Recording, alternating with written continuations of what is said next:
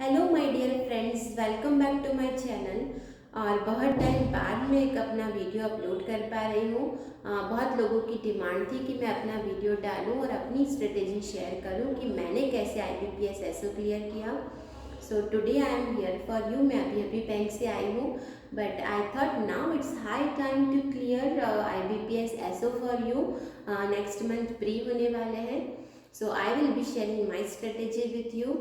और IBPS SO आपको भी बनना है। थोड़ी सी कम वैकेंसीज आई हैं अनएक्सपेक्टेडली, बट इट्स ओके।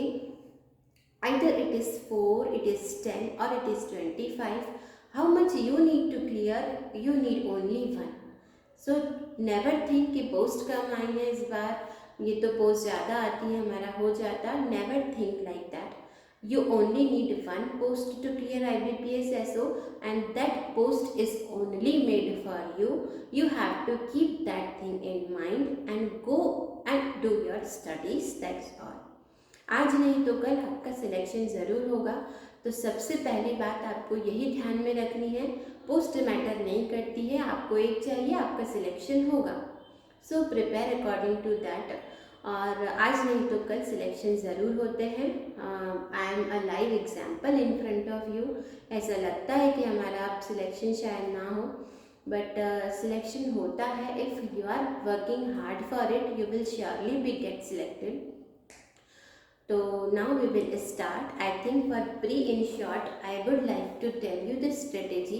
सबके लिए द IBPS SO में सभी पोस्ट के पेपर लगभग सेम होते हैं। AEO वगैरह में क्वांटिटेटिव एप्टीट्यूड वगैरह आता है, बाकी ठीक है। You can prepare according to that. और देखिए, सबसे पहले मैं इंग्लिश की बात करूँ तो ये मैं पहले भी बता चुकी हूँ। इंग्लिश में आपको, अगर आप की बातों में इंग्लिश है, जैसे हम हिंदी में बात करते हैं तो हमें इंग्लिश आ जाती है। हर चीज़ के लिए आपको इंग्लिश में बात करनी है। 1 महीना है अभी आपके पास। You can easily learn with talking to other people in English. मैं हिंदी ऑफिसर हूँ, but I can say if my Hindi is 100%, then my English is 110%। ठीक है, तो आपको ध्यान में रखना है कि दोनों लैंग्वेज पे आपकी कमांड होनी चाहिए। ये तो मैंने ऐसो अपनी राजभाषा की बात की, बट नॉर्मली भी इंग्लिश के पेपर में आपको टॉप नहीं करना है। मिनिमम आपके जितने मार्क्स आने चाहिए कि आप एक स्पेसिफिक पेपर को क्लियर कर पाएँ, आप उतना कीजिए। जैसे मैं लगभग करती हूँ 10 मार्क्स का, दैट इज़ 20 क्वेश्चंस, और आते हैं 30 questions I can do, but 30, 40, 50 कितने भी आते हैं, I can do all. Not a single question I will do wrong in English.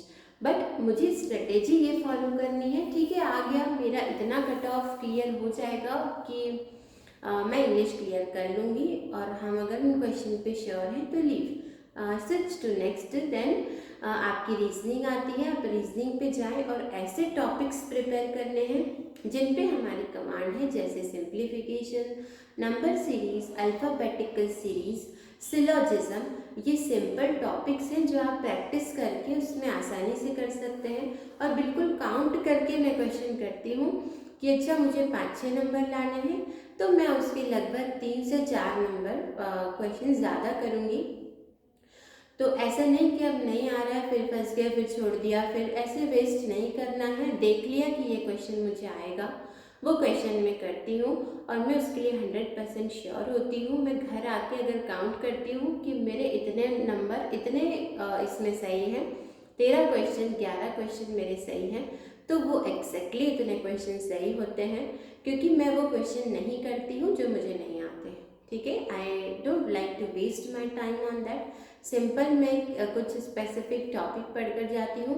हो सकता है आपके दूसरे टॉपिक आपको पज़ल आसान लगे, बट मेरे हिसाब से पज़ल पर नहीं जाना चाहिए। पज़ल मुझसे नहीं बनता, हो सकता है आपसे बनता, बहुत टाइम लग जाता है उसमें। तो we should leave, we should move to simple topics like number series, alphabetic series. आप ऐसे वाले क्वेश्चंस को अटेम्प्ट करें। So minimum I think my score last time in pre was 11, है ना? I think it was 11 only in reasoning. It was 13 marks in English. तो मुझे पता था इंग्लिश में कट ऑफ 5-6 नंबर गया था, और कट ऑफ की स्ट्रेटेजी मैं बाद में बताऊंगी आपको। और रीजनिंग में भी 5 या 6 नंबर गया था और मेरे नंबर उससे ज़्यादा थे, क्योंकि मैं गिन के क्वेश्चन करके आई थी। तो ऐसे ही आपको स्ट्रेटेजी करनी है। उसके बाद banking awareness plus current affairs जो आते हैं, करंट अफेयर्स मैक्सिमम आपके 3 मंथ्स, जो लास्ट 3 मंथ्स होते हैं वो आप कवर करके जाएं। श्योरली आपसे बहुत अच्छे से करंट अफेयर्स बन जाएगा लास्ट 3 मंथ्स। और करंट मंथ वो जैसे दिसंबर में प्री है, तो you should prepare very nicely the December month current affairs. तो ऐसे लास्ट 3 मंथ्स के करंट अफेयर्स आपको अच्छे से पढ़कर जाने हैं। उसमें से मैक्सिमम क्वेश्चन आ जाते हैं। उसके अलावा जो शॉर्ट फॉर्म होते हैं, नॉर्मल बैंकिंग के क्वेश्चंस मैं शेयर कर दूंगी आपसे। कुछ टॉपिक्स हैं जो नॉर्मल आते हैं, वो आप कर सकते हैं नॉर्मल बैंकिंग अवेयरनेस पढ़ के, ठीक है। मर्ज जैसे बैंक मर्ज है, शॉर्ट फॉर्म्स हैं, बीम क्या होता है, NEFT क्या होते हैं, ये सब। तो आपको ऐसे करके बैंकिंग और करंट अफेयर्स वाला भी कंप्लीट हो जाएगा।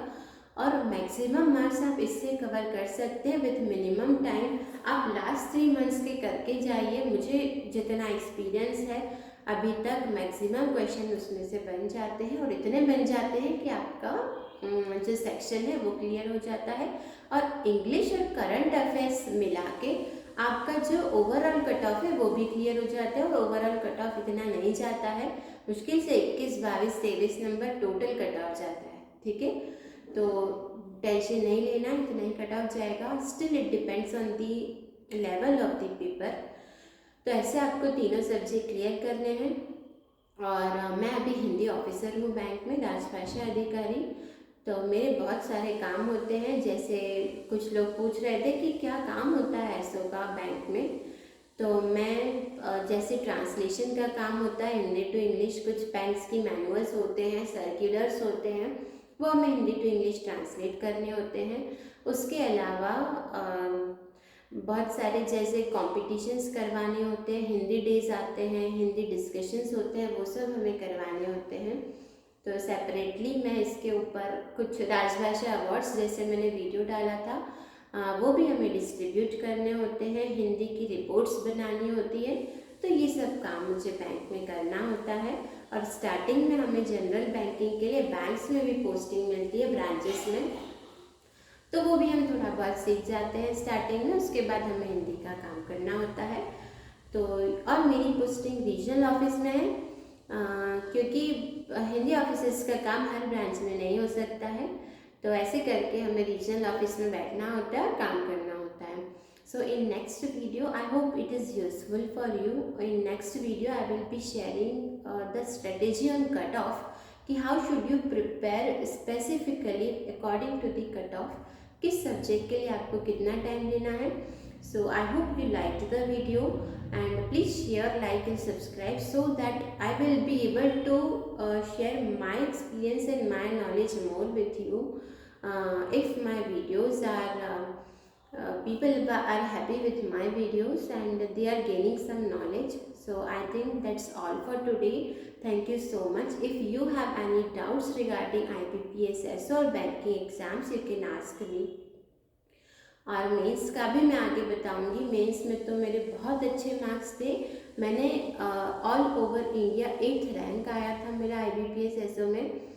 तो वो भी मैं अभी नेक्स्ट वीडियो में आपको बताऊंगी कि कैसे उसकी तैयारी करनी है। मेरे मार्क्स बहुत अच्छे थे मेंस में। अनएक्सपेक्टेड होंगे, आप लोगों को ऐसे लगेंगे, but it was too good, ठीक है। तो I will be sharing my strategy for mains. अभी आप प्री के लिए तैयारी कीजिए। All the best from my side. I hope you like the video and keep sharing, liking and subscribe my channel for more updates. Thank you so much. Keep studying.